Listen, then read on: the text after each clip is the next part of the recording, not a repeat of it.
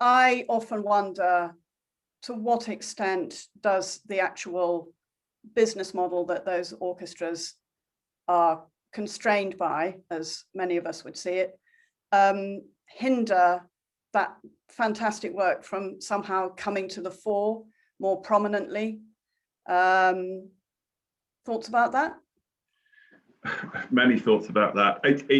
I mean, we're in very interesting and challenging times, but there is opportunity at the moment. You know, as we come out of the pandemic, I think, you know, some people are looking to go back to as was, you know, return to exactly as things were. But there's so much in our world that has changed. I think there's a reassessment of how sustainable, for example, foreign travel and touring is to the same extent that we were doing it before. Audiences, we think will demand different of us. They will demand much more of an experience. They've been both starved of culture in the last year and been able to access an extraordinary array of things online. And all that leads you to start to have conversations about your business model. And I use that word audiences in the broadest possible sense. I mean, classical music, it will come as no surprise to anybody who's got a huge problem with diversity and inclusion. And we're rightly being pushed to seek out more diverse, more inclusive audiences. But if you look in the fields of healthcare and well-being, you will find all of society in the NHS.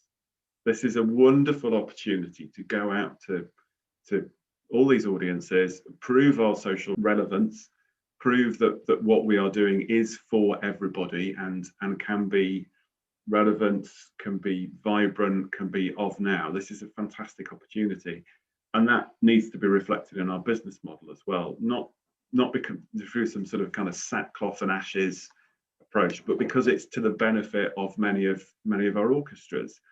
But at CLS, we've been doing some sort of deep digging into numbers, and we've worked out that 60% of our core resource goes towards participation. And that's something that's probably only going to increase over the next few years.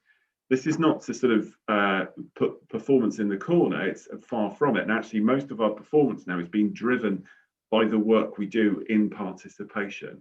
That is benefiting the way we interact with a concert audience, the way our musicians perform, the skills that they're bringing, their ability to engage with audiences in a much more authentic and real way. But it is that foundation of the participation work. And it has so many sort of benefits, some of them unintended, some of them definitely intended. If you look at funding, for example, the thing that many orchestras struggle with is that sort of core funding, especially those that sit outside Arts Council England's national portfolio organisation cohort. You know, we, along with many other people, struggle with that. You know, how do we pay for rent, heating, lighting, salaries, all those kind of things?